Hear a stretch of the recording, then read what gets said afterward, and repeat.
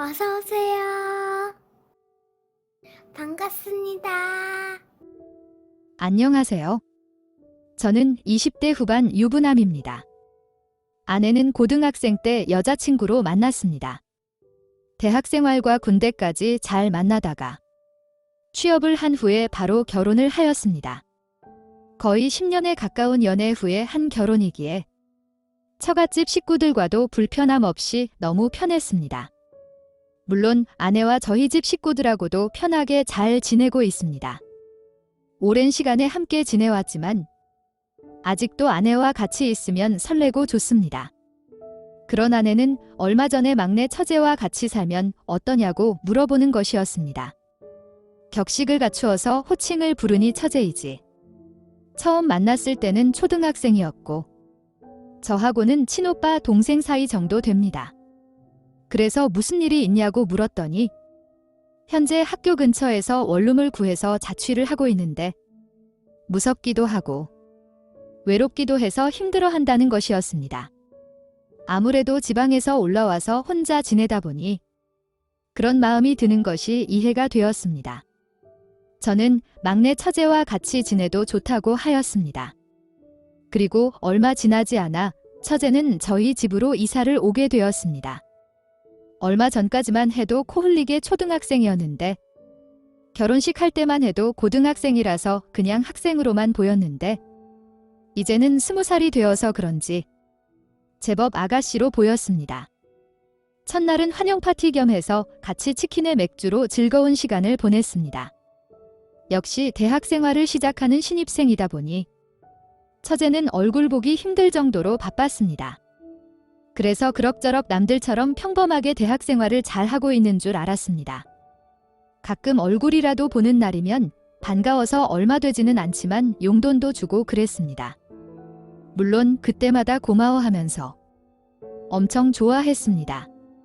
그런데 몇 개월쯤 지나서 아내가 회사 앞으로 왔다길래 오랜만에 둘이서 데이트하나 싶어서 신나는 마음으로 내려갔지만 아내가 걱정이 가득 찬 얼굴로 회사 앞에서 서 있었습니다.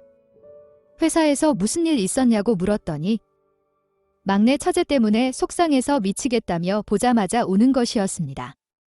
너무 놀라서 일단 데리고 근처 카페로 들어갔습니다.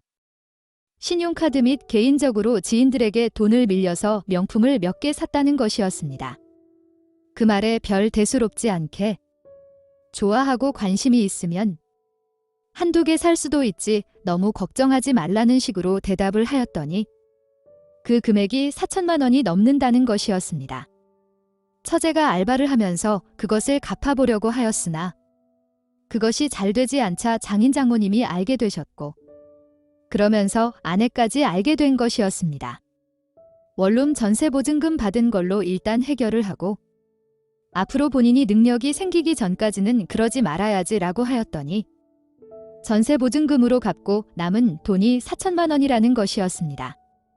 그렇게 비싼 명품들이 있는지 그날 처음 알았습니다. 결국 전세 보증금으로 빼서 빚을 일부라고 갚아야 하니 아내에게 처제가 힘들다는 연기를 하면서 저희 집으로 들어온 것이었습니다. 제 동생 같았으면 벌써 매와 사랑으로 인성을 다듬어 주었겠지만 결혼 선배님들이 절대 배우자들의 가족 문제에 대해서는 비판 같은 부정적인 평가를 하지 말라고 하셨기에 그냥 조용히 하고 있을 수밖에 없었습니다. 다만 아직도 갚아야 할 금액이 적지 않기에 처갓집에 일부를 보태드려야 하나 생각이 들었습니다. 그렇게 그날은 아내를 달래주면 집으로 들어갔습니다. 아무래도 그런 기분과 분위기에서는 데이트를 말도 안 되는 것이니까요. 하지만 다음날 아침 회사에서 저에게도 문제가 생겼습니다. 정말 일도 상상하지 못했던 문제였습니다. 회사에서 발급해준 법인카드 사용 내역이 문제였습니다. 담당 파트장님께서 법인카드 관련해서 하실 말씀이 있다며 부르셨고 알만한 친구가 법인카드로 이렇게 백화점에서 마구 쓰면 어떡하냐고 하시는 것이었습니다. 저는 요번 달에 한 번도 사용한 적이 없다고 하였지만 전산에는 이미 사용 내역이 찍혀 있었습니다. 다급히 지갑에서 법인카드를 찾았지만 없었습니다. 급하게 분실 신고를 하고 사용된 매장에 가서 CCTV를 보여달라고 하였지만 개인정보를 거론하며 보여주지 않았습니다. 회사로 돌아가서 여러 장의 경위서를 쓰고 그날은 바로 퇴근했습니다.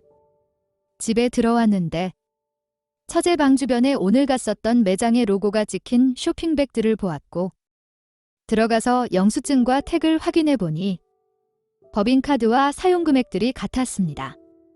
바로 들고 가서 환불을 요청하였지만 한 개만 할 수 있었고 나머지는 택도 뜯었고 이미 오염 및 사용 흔적이 있어서 안 된다고 하였습니다. 나름 사정을 말해보았지만 역시나 환불은 되지 않았습니다. 남은 것들을 가지고 집에 들어가니 처제는 자기 물건이 없어졌다며 난리를 피우고 있었고 아내는 한숨만 쉬고 있었습니다. 그런데 제가 그 물건들을 가지고 들어오자 처제는 저한테 자기 물건들을 함부로 가지고 나가면 어떡하냐며 화를 내었고 저도 모르게 따귀를 때렸습니다. 아내는 놀라서 왜 그러냐며 저를 말렸고 저는 처제가 내 지갑에서 카드를 훔쳐서 이 상황에 명품 쇼핑을 했다고 말을 하였습니다. 아내도 처제한테 며칠 전에 똑같은 일을 겪었다고 말을 하였습니다. 그랬더니 언니와 형부가 처제한테 이 정도 선물도 못 해주냐며 처제는 따지기 시작했고 저는 처제가 법인카드로 1,000만 원이 넘는 쇼핑을 한 덕분에 이미 여러 장의 경위서를 오늘 썼으며 잘못되면 해고될 수도 있다고 하였습니다. 도저히 참을 수가 없어서 그대로 처갓집에 전화를 드렸고 지금 저희 집으로 올라와 달라고 말씀을 드렸습니다. 밤늦게 장인장모님은 오셨고 처제는 보자마자 형부한테 따귀를 맞았다며 고자질을 하였지만 너무나 오랫동안 봤던 저를 아시기에 오죽하면 때렸겠냐며 오히려 처제 보고 조용히 하라고 하셨습니다. 모든 상황을 말씀을 드렸고 모두 다 변상해 주신다고 하시며 회사에 가서 다시 잘 말해보라고 하셨습니다. 그래서 제가 감히 한 가지 제안을 해도 되겠냐고 말씀을 드렸습니다. 모든 명품들을 중고샵에 전부 팔아서 당장 갚아야 할 금액들부터 처리를 하고 갚는데 부족한 금액과 전세보증금 등 손해본 금액은 처제가 당장 직장을 구해 일을 해서 모두 변상하게 하자고 하였습니다. 아직 학생인데 직장은 어떻게 다니냐고 처제는 반발하였고 인성이 그릇되었는데 학교가 무슨 소용이냐고 역으로 물었습니다. 처제가 일할 수 있는 일자리와 명품들을 처분할 수 있는 매장들은 제가 알아보겠다고 하였습니다. 아내 및 장인장모님도 동의를 하셨고 다음날 저는 연차를 내고 차에 명품들을 한가득 싣고 중고 매장에 전부 팔아버렸습니다.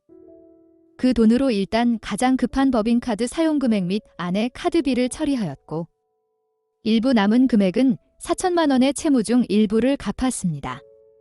처제는 속상해서 미쳐 날뛰었지만 가볍게 무시를 하고 계속 진행을 하였습니다. 보수도 적당하면서 도망도 못 가면서 꾸준히 할 수 있는 일을 찾기 시작했습니다. 남해 끝자락에서 친구 부모님과 친구 김양식을 하고 있는데 거기에 상황을 말하고 부탁을 하였습니다. 친구 녀석이 흔쾌히 수락을 하며 거처도 마련해 줄 테니 한번 같이 내려오라는 것이었습니다. 심지어 동네가 너무 외진 곳이라 마을버스도 하루 한 번 오지만 그것도 타려 가려면 차가 없다면 걸어서 1시간 이상 걸어야 하는 그런 곳이었습니다. 아내와 장인장모님께 말씀을 드렸고 걱정은 하셨지만 믿을 만한 친구고 처제와 비슷한 또래의 친구 여동생도 있으니 아마 잘 적응하고 지낼 것 같다고 하였습니다. 허락을 받고 며칠 뒤에 가족여행 가자며 처제와 장인장모님을 모시고 그 친구네 집으로 갔습니다. 며칠 묵으면서 김양식도 체험해보고 일도 도우며 앞으로 처제가 할 일에 대해서 보여드리기도 하였습니다. 그리고 올라오는 날 처제가 차에 타려고 하자 여기 남아서 돈 다 갚을 때까지 일하면 된다고 하였습니다. 학교는 휴학계를 낼 테니 걱정하지 말라고 하였습니다. 처제는 엄청 당황하며 소리쳤지만 가볍게 무시를 하고 올라왔습니다. 그날 저녁 친구한테서 전화가 왔고 올라간다며 터미널까지 태워달라고 생떼를 피웠지만 작업복을 주며 일을 하라고 하였답니다. 그 자리에 주저앉아 울더니 일을 해야 밥도 주고 잠 잘 곳도 제공해 준다는 말에 오후부터는 일을 했다고 하였습니다. 몇 개월이 지난 현재는 그 친구와 처제가 사귀고 있습니다. 물론 일도 열심히 하고 있고요. 그래서 둘이서 결혼하고 싶다고 말이 나오기는 하는데 장인 장모님께서는 아직 학교도 졸업 안 했고 이제 막 20살인데 벌써 시집을 가겠다고 하니 못마땅해 하시면서도 한편으로는 그래도 다행이라고 생각하시는 것 같습니다. 일이 끝나고 나면 하루 종일 같이 붙어 있다 보니 금세 친해지고 사귀게 된 것 같습니다. 이러다가는 저희보다 먼저 아이를 가질 것 같기도 하네요. 아무튼 제 처제의 명품 중독 이야기를 들어주셔서 감사합니다. 오늘의 사연은 여기까지입니다. 구독과 좋아요, 알림 설정 부탁드립니다. 긴 글을 읽어주셔서 감사합니다. 다음 사연을 시작하겠습니다. 안녕하세요. 저는 전문직에 종사하고 있는 30대 싱글남입니다. 최근 여자 동창의 연락을 받고 나서 너무 황당하고 머리가 복잡해졌습니다. 정확히 말하면 너무 혹해서 그 제안을 받아들이고 싶는 마음이 크지만 너무나 옳지 않기에 고민이 되었습니다. 나중에는 그 이상의 대가를 받았지만 기분이 좋다기보다는 씁쓸했습니다. 그 여자는 제가 중고등학교 시절 정말로 좋아했습니다. 하지만 번번이 제 고백은 거절당했습니다. 참 그 정도 차였으면 연락을 끊고 지내는 것이 맞는 것 같은데 아직도 친구로 지내고 있습니다. 게다가 이제는 6살 딸도 있는 유부녀입니다. 그래서 이제는 미련이 남아서 연락을 한다기보다는 그냥 친구입니다. 아니, 그런 줄 알았습니다. 하지만 최근 일을 겪으면서 제 마음속의 한켠에는 아직도 미련이라고 해야 할지 감정이라고 해야 할지는 모르겠으나 무언가 남아 있었습니다.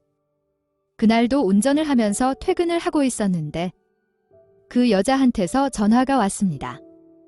평소 같으면 씩씩한 목소리로 본인 하고 싶은 말을 하면서 대화를 했을 텐데 그날따라 유독 목소리에 힘이 없었습니다.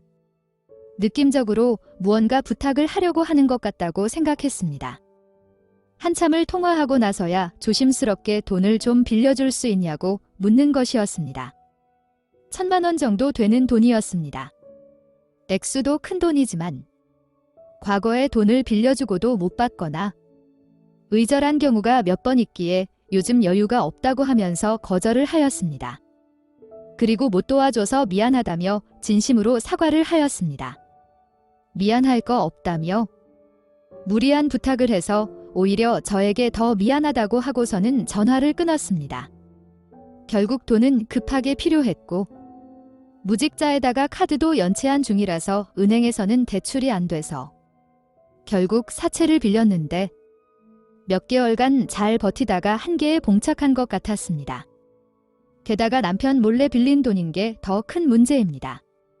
남편에게 사채 및 카드값 연체 사실을 알리고 같이 갚으라고 하였더니 그 많은 돈에 빌린 목적을 남편에게 말할 수가 없는 상황이었습니다. 그 이유는 내연남이랑 데이트 및 선물 사주느라 쓰고 최근에는 임신까지 하면서 수술 비용으로 썼다는 것이었습니다. 제가 왜 많은 돈을 빚을 지었는지 물었을 때도 안 가르쳐 주려고 하였지만 한참을 묻고 나서야 알려주었습니다. 그래서 고의자율의 불법 사채임에도 불구하고 혹시나 남편이나 가족들이 알까봐 경찰에 신고도 못하고 지금껏 억지도 버티고 있는 것이었습니다. 사정은 딱하지만 저 역시도 부담이 되는 돈이고 게다가 빌려준 이후에 돌려받을 수 있다는 확신이 들지 않았습니다. 무직자인 가정주부가 어떻게 1,000만 원이 만들어서 갚을 수 있겠습니까? 그것도 남편이 몰래 말입니다. 그래서 거절한 것도 있습니다. 한 3일쯤 지나서 또 돈을 빌려주면 안 되냐며 연락이 왔습니다. 정말 상황이 급하다며 100만 원이라도 좋으니 가능한 만큼이라도 빌려달라는 것이었습니다. 역시나 미안하다고 거절을 하였더니 학창시절 자기를 많이 좋아하지 않았냐며 아직도 처녀 때 몸매를 유지하고 있다고 하였습니다. 그러면서 이 정도 말했으면 알아듣지 않았냐며 생각 있냐고 묻는 것이었습니다. 차마 할 말이 없어서 회의 들어가야 된다며 전화를 끊어버렸습니다. 왜 이렇게까지 망가진 것인지 알 수는 없지만 가슴이 한편으로 안타깝고 아팠습니다. 못 받을 생각하고 100만 원 주고 말까도 생각했지만 결국 이런 조건의 부탁은 다음에도 다른 사람에게도 할 거라는 생각이 들었습니다. 물론 저와 결혼한 제 여자도 아니기에 제가 걱정할 부분은 아니었지만 그래도 신경이 계속 쓰였습니다. 그 친구의 남편에게 주고받은 메신저와 현 상황을 알려줄까 하다가도 오히려 이것이 저 친구를 사채의 빚보다 더 힘들게 하는 것은 아닐까라는 생각이 들었습니다. 그래서 그날 저녁에 만났습니다. 딸은 친정에 맡겼고 남편은 야간 근무라고 하였습니다. 핸드폰을 반납하고 근무에 들어가기에 퇴근할 때까지는 아무 연락이 없을 거라고 하였습니다. 그러면서 걱정하지 말고 편하게 놀면 된다고 말을 하는데 참 기분이 씁쓸했습니다. 간단히 소주와 함께 저녁을 먹으면서 이야기를 들어주었습니다. 그러고 나서 안 갚아도 된다면서 100만 원이 든 봉투를 주었습니다. 친구로서 도와주는 거니까 나중에 여유가 되면 갚고 상황이 여의치 않으면 꼭 안 갚아도 된다고 하였습니다. 그러면서 조심히 집에 들어가라고 하였더니 외박할 생각으로 딸도 맡기고 나왔다며 한 잔 더 마시려 가자고 하는 것이었습니다. 내일 출근도 해야 하니 가볍게 한 잔만 더 하고 헤어지자고 하면서 다른 술집으로 자리를 옮겼습니다. 조용한 룸으로 되어 있는 술집이었습니다. 어느 정도 술을 마신 후에 제 옆자리 오더니 자꾸 자기 집에 보낼 거냐고 묻는 것이었습니다. 아무런 조건도 대가도 없이 주는 돈이니까 나한테 이렇게 안 해도 된다고 여러 번 말을 하였는데도 자꾸 묻는 것이었습니다. 더 이상 이런 말도 나누고 싶지 않아서 이제 그만 먹고 집에 가자며 나왔습니다. 먼저 친구를 택시 태워서 보내고 저도 곧 대리기사님이 오셔서 집으로 갔습니다. 주차를 하고 내려서 대리기사님께 제 차 키를 받는데 친구가 택시를 타고 따라온 것이었습니다. 그러면서 여기 사냐면서 외제차도 타냐며 멋지다고 하는 것이었습니다. 얼른 다시 택시 타고 집에 가라고 하였으나 소리를 지르면 온갖 고집으로 결국 제 집에 들어왔습니다. 제 집을 구석구석 구경하더니 자기네 집보다 넓고 고급스럽다며 제 침대에 누웠습니다. 그럼 거기서 자라고 하면서 새 칫솔과 추리닝을 챙겨주고는 거실 소파에 누웠습니다. TV를 보다가 잠깐 잠이 들었는데 사람이 움직이는 인기척 소리가 들리길래 친구가 집에 가는 줄 알았습니다. 그런데 한참을 여기저기 왔다 갔다 하면서 움직이길래 실눈을 떠서 확인하였더니 집을 뒤지면서 돈이 될 만한 것들을 찾는 것 같았습니다. 뭐 하는 거냐고 화를 내었더니 말도 안 되는 변명을 늘어놓았지만 상황으로 보나 친구가 본인 가방에 챙겨 넣은 걸로 보나 훔치는 것이 확실한 상황이었습니다. 나는 끝까지 걱정하고 배려했는데 친구는 나를 그냥 돈을 구할 수 있는 상대로만 생각했다는 것에 배신감이 들었습니다. 훔친 모든 물건을 제 자리에 가져다 놓고 금고에서 현금 1,000만 원 꺼내서 왔습니다. 보여주면서 이게 빌려가고 싶으면 옷을 벗고 최선을 다해서 성의를 보이라고 하였습니다. 날 만족시키지 못하면 아까 준 100만 원도 없던 걸로 하겠다고 하였습니다.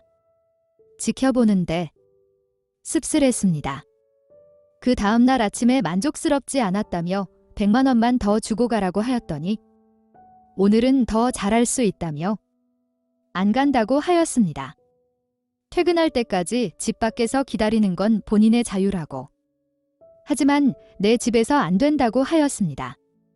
어제도 훔치는 것을 보았는데 믿을 수 없다며 나가라고 하였습니다. 그날 저녁에 퇴근하고 집에 있는데 배를 누르더군요. 그날도 저희 집에서 자고 갔습니다. 집에 다녀왔는지 근처에서 시간을 보낸 건지는 모르겠으나 그렇게 약 일주일간 밤마다 저희 집으로 찾아왔고, 그때마다 최선을 다해서 성의를 보였습니다. 그렇게 총 500만 원을 더 가지고 갔습니다. 너무 적지 않냐고 투덜대는 모습에 다시 한번 실망은 하였지만, 이미 더 이상 친구로서의 관계는 끝이 났다고 생각하니 돈을 주는 것이 점점 더 아깝다는 생각이 들었습니다. 앞으로 돈이 필요하면 언제든지 연락하고 오라고 하면서 보냈습니다. 그리고 앞으로는 지금처럼 이렇게 많은 돈을 주지 않을 거라고 하였습니다. 알았다고 하면서 가는데 저 여자는 나라는 사람을 친구로 생각했던 적이 있었을까라는 의문도 들었습니다.